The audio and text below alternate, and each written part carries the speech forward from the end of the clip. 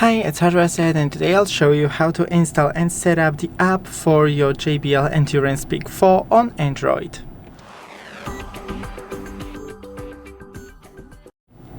So first find the Play Store,